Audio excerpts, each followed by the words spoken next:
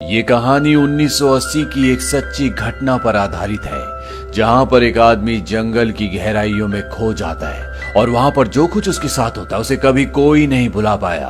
Bollywood silver screen presenting जंगल। इस कहानी की शुरुआत में एक आदमी को दिखाया जाता है जिसका नाम योसी गिनबर्ग होता है। ये एक इजरायली है और इसे ट्रैवल करना बहुत पसंद है, इसीलिए बोलीविया जाता है जहां से heart of the Amazon forest जाना चाहता है। ये एक बहुत बड़ा और बहुत घना जंगल है और जब ये अपने सफर में होता है, एक नदी को नाव से पार कर रहा होता है, तो उसी नाव में इसकी मुलाकात एक आदमी से होती है। ये भी एक ट्रैवलर है और इसका नाम मार्कस होता है। मार्कस प्रोफेशन से एक टीचर है और बहुत ही इंटरेस्टिंग पर्सनैलिटी का मालिक है।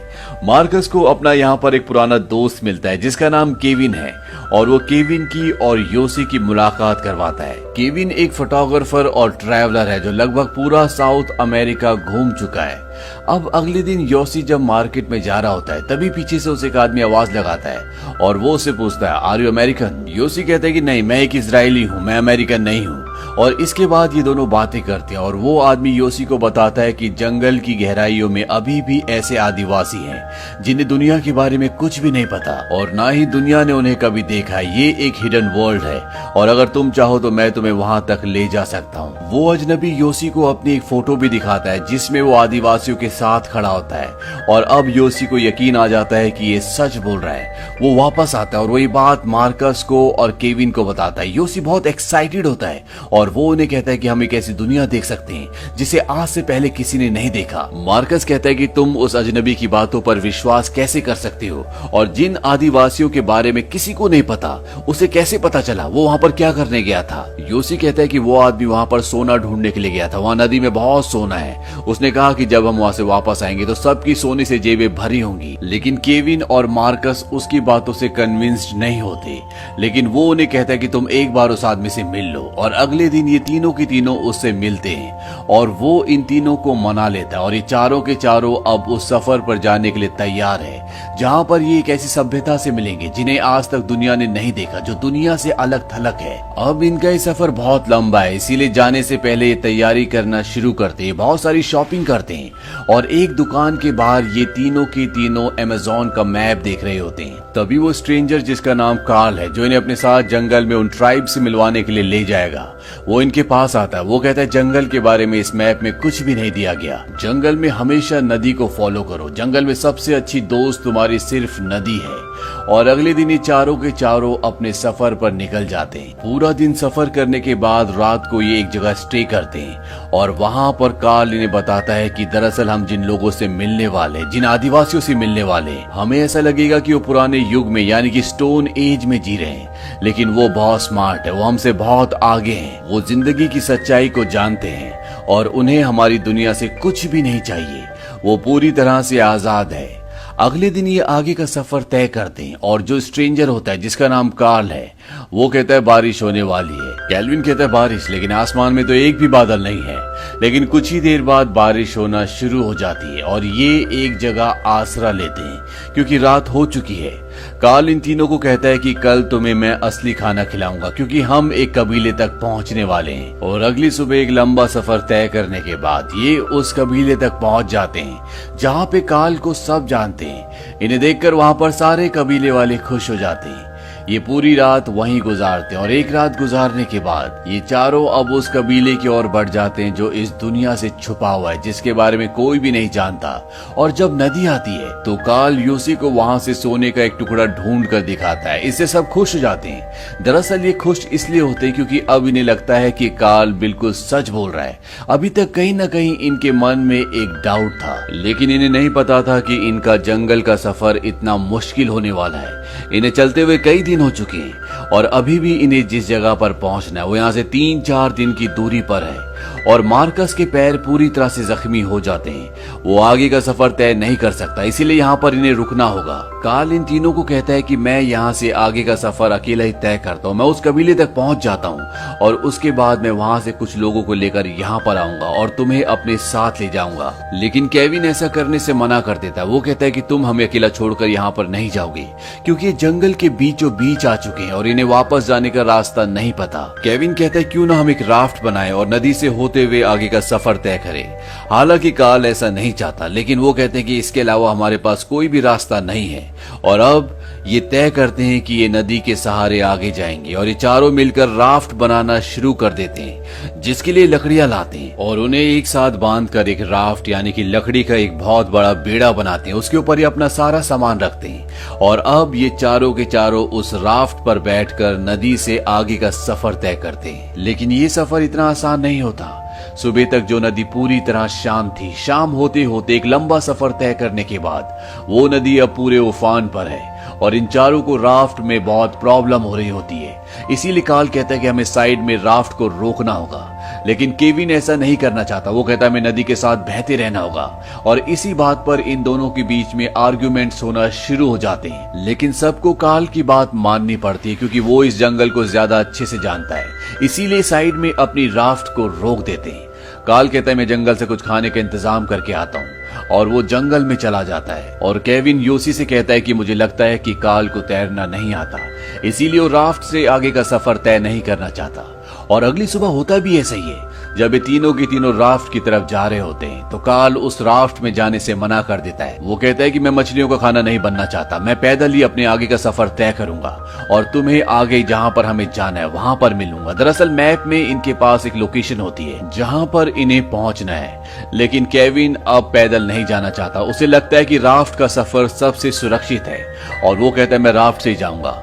योसी और केविन ये डिसाइड करते हैं कि हम तीनों में से एक काल के साथ जाएगा और दो राफ्ट से जाएंगे। और जब योसी मार्कस को ये बात बताता है तो मार्कस कहता है कि मैं काल के साथ जाऊंगा क्योंकि अब उसके पैर ठीक है और पानी में उसके पैरों के घाव दोबारा से हरे हो सकते हैं। और साथ ही साथ केविन ने उसके साथ झगड़ा भी किया होता है, इसीलिए वो केविन के साथ आगे का सफर तय नहीं करना चाहता। और ये तय होता है कि अब केविन और योसी राफ्ट से जाएंगे और काल और मार्कस अपना सफर पैदल ही तय करेंगे और मंजिल पर ये सब के सब मिल जाएंगे। मार्कस उन सब को हाथ हिलाकर अलविदा कहता है और वो काल के साथ अपना सफर तय करता है और यहाँ पर ये दोनों राफ्ट से अपने आगे का सफर तय करते हैं। लेकिन नदी एक बार फिर से बहुत खतरनाक हो जाती है और इन्हें नदी में अपनी राफ्ट को तैराने में बहुत दिक्कत हो रही होती है और इनकी राफ्ट एक पत्थर के साथ अटक जाती है क्योंकि पानी का बहाव यहाँ पर बहुत तेज होता है और ये दोनों राफ्ट को छोड़कर किनारों पर नहीं जा सकते क्योंकि राफ्ट के साथ इनका सारा सामान बंधा हुआ है। अगर वो इनसे खो गया तो इन्हें यहाँ पर सरवाइव करने में बहुत दिक्कत होगी। इसीलिए केविन योसी से कहता है कि मैं किनारे पर जा रहा हूँ और जल्दी मैं तुम्हें ऊपर खींच लूंगा। और केविन किसी तरह से किनारे तक पहुंच जाता है और अब वो योसी को भी ऊपर खींचना चाहता है, यानी कि वो किनारे तक लाना चाहता है। लेकिन इससे पहले कि वो उस तक पहुंचता योसी पानी में गिर जाता है और बहाव इतना तेज होता है कि वो योसी को यहाँ से बहुत दूर तक अपने साथ बहा कर ले जाता है। योसी को पता भी नहीं है कि वो केविन से कितना किलोमीटर दूर आ चुका है। केविन भी सिर्फ देखता ही रह जाता है क्योंकि वो इस बहाव में इतने तेज पानी में कुछ भी नहीं कर सकता। अब योसी एक पत्थर को पकड़ लेता है और बड़ी मुश्किल से वो चट्टानों को पकड़कर ऊपर यानी कि नदी से बाहर निकलता है। योसी इस जंगल में अब अकेला है, उसे पता नहीं है कि वो कहां पर है, ना ही उसे कोई रास्ता पता है और ना ही उसके पास खाने के लिए कुछ सामान है। रात हो जाती है और योसी एक पेड़ के नीचे बैठ जाता है और तभी बारिश भी होना शुरू हो जाती है क्योंकि अब बरसात का मौसम शुरू हो चुका है। वो पूरी रात उसी पेड़ के नीचे गुजार देता है और जब सुबह होती है तो उसे बर्तनों के टकराने की आवाज आती है और जब वो नदी में देखता है तो वो देखता है कि उसका बैग उसके सामने से बहता हुआ जा रहा है जिसके बाहर दो बर्तन भी बंधे होते हैं। योसी अपनी जान पर खेलकर नदी में कूदता है और उस बैग को वहां से निकाल लेता है क्योंकि इसमें बहुत सारी जरूरत की चीजें हैं। बैग बाहर निकालने के बाद वो उस बैग से एक टैबलेट खाता है। दरअसल ये एक एनर्जी की गोली है और इसके बाद वो केविन को ढूंढना शुरू करता है। वो चारों तरफ देखता है लेकिन केविन उसे कहीं भी नहीं मिलता। ना ही उसे खुद पता है कि वो कहां पर है, ना ही उसको दिशा का पता है क्योंकि अगर वो गलत दिशा में चला गया तो वो जंगल की इतनी गहराई में पहुंच जाएगा जहां से शायद वापस आना नामुमकिन हो। वो एक जगह बैठ जाता है और एक बार फिर से बारिश होना शुरू हो जाती है। वो हताश है, वो टूट चुका है क्योंकि उसे नहीं पता कि उसे अब क्या करना है, लेकिन वो ये भी जानता है कि उसे शांति और समझदारी से काम लेना होगा। वो अपने बैग से अगली सुबह एक मैप निकालता है और उस मैप में वो उस जगह पर निशान लगाता है जहां पर उसे जाना है ताकि वो अपने आगे का सफर तय कर सके। उसे पता है कि वहां पर उसे मदद मिल जाएगी, लेकिन किसी चीज को सोचना और करना दो अलग चीजें। इस सफर में उसे बहुत मेहनत, बहुत स्ट्रगल लगता है। 6 दिनों तक वो लगातार चलता रहता और रात को कहीं भी पत्ते बिछाकर सो जाता है। वो भूखा है क्योंकि उसका खाना भी अब खत्म हो चुका है। इसीलिए जंगल में उसे एक अजगर दिखता है जिसे मारकर वो खा जाता है। अब वो जिंदा रहने के लिए कुछ भी खा सकता है क्योंकि अगर उसने ऐसा नहीं किया तो वो भूख से मर जाएगा। योसी के लिए इस जंगल में हर दिन मुश्किल होता जा रहा होता है क्योंकि वो कमजोर हो रहा है। और एक रात को जब वो सो रहा होता है तभी उसे आवाज आती है योसी, और वो इस बात से खुश हो जाता है। वो सोचता है कि उसका दोस्त केविन आसपास ही। वो आवाज लगाता है केविन, लेकिन उसे आसपास कोई भी नहीं दिखता। और तभी उसके सामने मार्कस खड़ा होता है। वो मार्कस को देखकर खुश हो जाता है और वो टॉर्च चलाता है, लेकिन वहां पर कोई भी नहीं होता। शायद उसे हेल्यूसिनेशन होना भी शुरू हो जाते हैं। लेकिन इससे पहले कि वो दोबारा सोता, उसे एहसास होता है कि उसके आसपास कोई खतरनाक जानवर है। वो अपना लाइटर जलाता है। योसी के पास स्प्रे होता है। स्प्रे को वो आग के ऊपर डालता है और वो आग उस जानवर की तरफ जाती है, जिससे वो जानवर वहां से भाग जाता है। और जब सुबह योसी उठता है तो वो देखता है कि उसके चारों तरफ बिच्छू, चींटियां, सांप, ये खतरनाक खतरनाक इंसेक्ट्स हैं और एक जोक उसकी स्किन के अंदर जा चुकी होती है। इसीलिए उसका सिर उस जगह से पूरी तरह से फूल चुका होता है। वो उस स्किन को काटता है और उस जोक को वहां से निकाल देता है। योसी थका हुआ है, वो जख्मी है, वो भूखा है, उसके अंदर एनर्जी नहीं है और इसके बाद भी उसे अपना सफर तय करना है। और जब वो सफर तय कर रहा होता है तभी उसे वहां पर चिड़िया के अंडे दिखते हैं और वो उन अंडों में से एक अंडा खा लेता है। हालांकि इससे पहले वो सॉरी भी कहता है क्योंकि जैसे जैसे उसके जंगल में दिन बीतते जा रहे होते हैं उसे जिंदगी की इंपॉर्टेंस का एहसास होता है। उसे एहसास होता है कि जिंदगी कितनी प्रेशियस है और किसी को भी किसी की भी जिंदगी अपने स्वार्थ के लिए नहीं लेनी चाहिए। योसी अब यहाँ से आगे बढ़ जाता और तभी उसे वहां पर कुछ सामान दिखता है जो इंसानों ने वहां पर छोड़ा हुआ है, लेकिन आसपास कोई भी नहीं होता। योसी कई दिनों से चल रहा है, इसीलिए उसके पैर जख्मी हो चुके हैं। वो अपने जूते और सॉक्स निकालता है और उसे एहसास होता है कि मार्कस के पैर जब जख्मी थे तब उसे कैसा एहसास हो रहा होगा और वो मार्कस से माफी मांगता है। वो कहता है मुझे उस टाइम तुम्हारे दर्द का एहसास नहीं था, लेकिन अब मैं फील कर सकता हूँ। मैं एक अच्छा इंसान नहीं हूँ, मैं एक कावर्ड हूँ और जो भी मेरे साथ हो रहा है वो मैं डिजर्व करता हूँ। दरअसल उसे इस बात का भी एहसास होता है कि मार्कस को उसे काल के साथ नहीं भेजना चाहिए था, बल्कि उसे अपने साथ ही रखना चाहिए था और इन सब को एक साथ जर्नी तय करनी चाहिए थी। लेकिन अब समय का पहिया बहुत आगे निकल चुका है। इसके बाद योसी अगले दिन अपना सफर दोबारा से तय करता है और जब वो रास्ते में जा रहा होता है तभी उसे किसी के जूते का पैर का निशान दिखता है जो बहुत पुराना नहीं होता। इससे वो काफी खुश हो जाता है। उसे लगता है कि जूते का निशान केविन का है और वो केविन को आवाज लगाना शुरू कर देता है और तभी वो देखता है कि सामने अंडे के कुछ छिलके होते हैं और ये वही अंडा होता है जो एक दिन पहले उसने खाया था। यानी कि वो सही दिशा की ओर नहीं जा रहा, वो एक बार फिर उसी जगह पर पहुंच गया है जहां पर वो एक दिन पहले था। इस बात से उसे हताशा होती है, लेकिन उसने ठान लिया होता है कि वो हार नहीं मानेगा और वो कहता है कि मुझे नदी के साथ साथ चलना होगा और वो अपना आगे का सफर एक बार फिर से जारी रखता है। वहीं दूसरी तरफ ये दिखाया जाता है कि केविन को कुछ लोग नदी के किनारे पड़ा हुआ देखते हैं। दरअसल केविन इस जगह से जहां पर योसी है यहाँ से 150 मील दूर है, यानी कि वो बहुत दूर है और इन दोनों को आज पूरे 14 दिन हो चुके हैं। यानी कि केविन भी लोगों को 14 दिनों के बाद मिला। उसकी हालत इतनी खराब होती है कि बिना सहारे के वो चल भी नहीं पाता, लेकिन वो अब सुरक्षित है क्योंकि वो इंसानों के बीच में है। और एक दिन आराम करने के बाद जब वो रिकवर हो जाता है तो वो बोलता है कि मेरा दोस्त भी जंगल में फंसा हुआ है, उसे ढूंढने के लिए हमें जाना होगा। दरअसल वो ये बात फॉरेस्ट ऑफिसर से कहता है। वो केविन को कहता है कि ये सब करना बेकार है क्योंकि अब तक वो जिंदा नहीं बचा होगा। तुम जिंदा बच गए, ये अपने आप में एक चमत्कार है। लेकिन केविन किसी न किसी तरह से फॉरेस्ट ऑफिसर को मना लेता है और अब केविन हेलीकॉप्टर से योसी को ढूंढने के लिए जाता है। और जब योसी जंगल में सफर तय कर रहा होता है तभी उसे हेलीकॉप्टर दिखता है और वो हेलीकॉप्टर को देखकर बहुत खुश हो जाता है। उसके पास एक लाल रंग का बहुत बड़ा कपड़ा होता है, वो उसे हिलाता भी है, लेकिन हेलीकॉप्टर इतना ऊपर है कि वो नीचे घने जंगल में योसी को नहीं देख सकता और वो वहां से आगे निकल जाता है। योसी को इस बात से बहुत डिसअपॉइंटमेंट होता है। वो पूरी तरह से टूट जाता है क्योंकि वो समझ चुका था कि हो ना हो ये हेलीकॉप्टर उसे ही ढूंढने के लिए आया है। वहां केविन भी इस बात से हताश हो जाता है कि उसे योसी नहीं मिला, लेकिन उसे पूरा विश्वास है कि वो जिंदा है और वो फॉरेस्ट ऑफिसर से बोलता है कि हमें उसे दोबारा ढूंढने जाना होगा। ऑफिसर बोलता है कि जितना तुम कर सकते थे तुम कर चुके हो, लेकिन केविन हार नहीं मानना चाहता। वो अपनी पूरी कोशिश करना चाहता है। और यहीं पर एक आदमी होता है जिसके पास नाव होती है और केविन उससे बोलता है कि तुम्हें मेरा साथ देना होगा, मुझे तुम्हारी मदद की जरूरत है और तुम्हारे अलावा मेरी कोई मदद नहीं कर सकता, क्योंकि इस नदी को तुमसे अच्छा कोई भी नहीं जानता। लेकिन वो मदद करने के लिए मना कर देता है। वो कहता है कि तुम्हारे दोस्त को खोए हुए पूरे 17 दिन हो चुके हैं और 17 दिन तक इस जंगल में कोई भी सरवाइव नहीं कर सकता। केविन कहता है कि मैंने जिंदगी में कभी भी किसी के आगे हाथ नहीं फैलाए, लेकिन मैं तुमसे मदद की भीख मांगता हूँ। और वो आदमी केविन के जज्बे को देखकर उसकी मदद करने के लिए तैयार हो जाता है।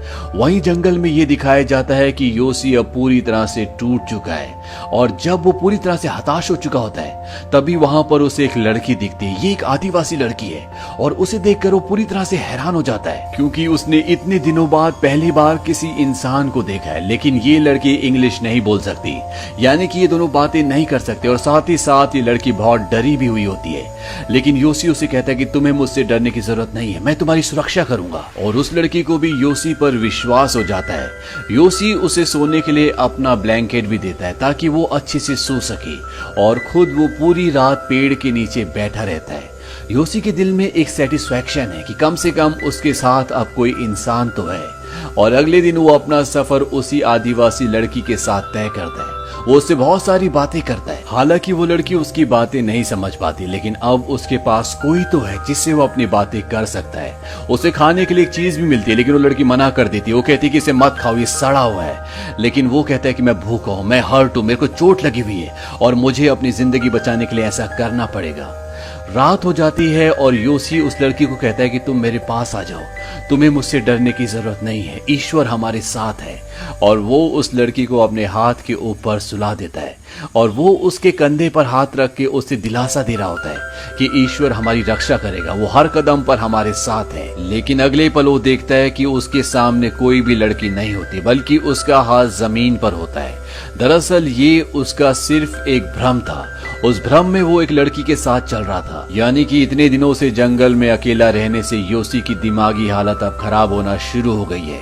वो अपनी इमेजिनेशन में लोगों को बना रहा है और साथ ही साथ उसको अपने घर की भी याद आ रही होती है। वो कई बार अपने घर में अपने लोगों के बीच पहुंच जाता है, लेकिन अगले पल उसे एहसास होता है कि वो अभी भी जंगल में ही है।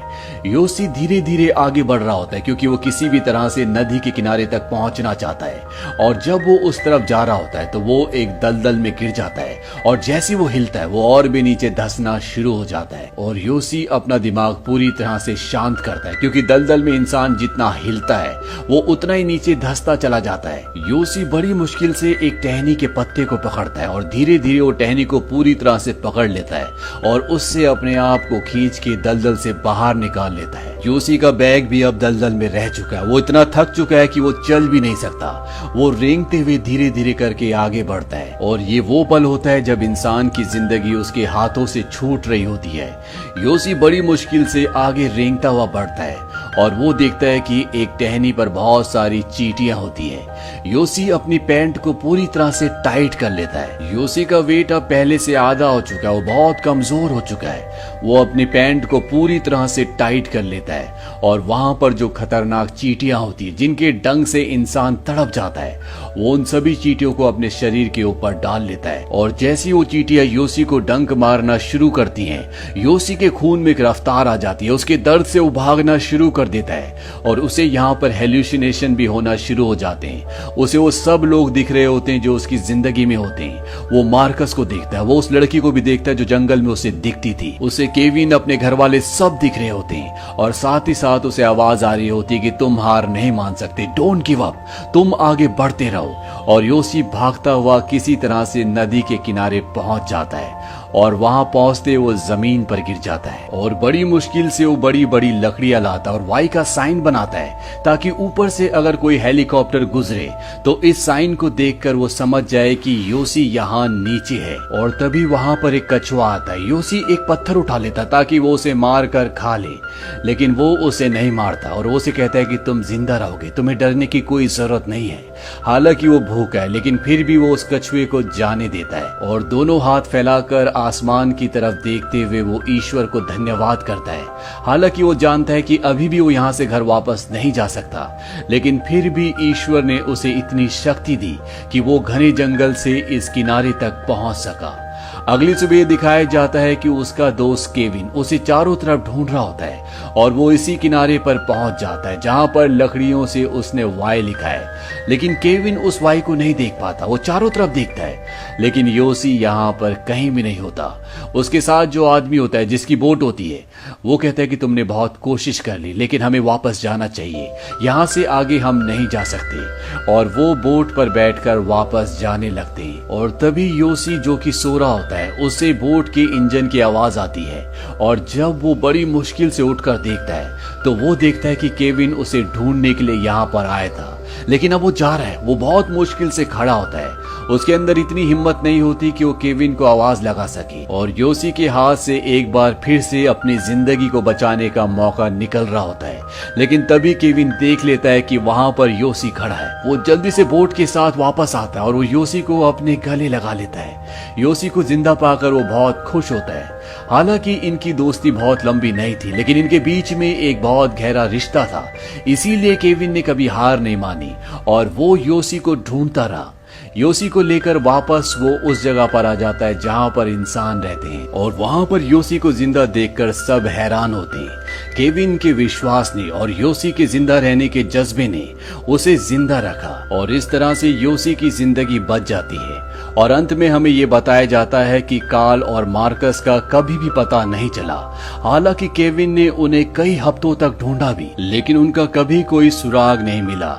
और बाद में ये पता चलता है कि अथॉरिटीज को यानी कि गवर्नमेंट को कार्ल की तलाश थी और इससे पहले भी वो ट्रैवलर्स को इस तरह से ले गया था। और कार्ल ने जिन ट्राइब्स के बारे में, जिन आदिवासियों के बारे में बताया था, इस तरह के कभी कोई आदिवासी नहीं थे। और आज तक किसी को ये नहीं पता चला कि कार्ल ने योसी को क्यों चुना था, क्यों वो इन सब को जंगल के अंदर यात्रा पर ले गया। केविन ने आगे चलकर अपनी जिंदगी को इसी तरह से कंटिन्यू रखा, यानी कि उसने फोटोग्राफी और अपने एडवेंचर को कभी नहीं छोड़ा। और उसने अपने एडवेंचर के बारे में, रेस्क्यू के बारे में और जिस तरह से उसने जंगल में सरवाइव किया था उसके ऊपर एक किताब भी लिखी। और योसी भी 10 साल बाद उसी नदी के किनारे उसी जगह पर वापस आया जहां पर लगभग उसकी जिंदगी खत्म हो चुकी थी।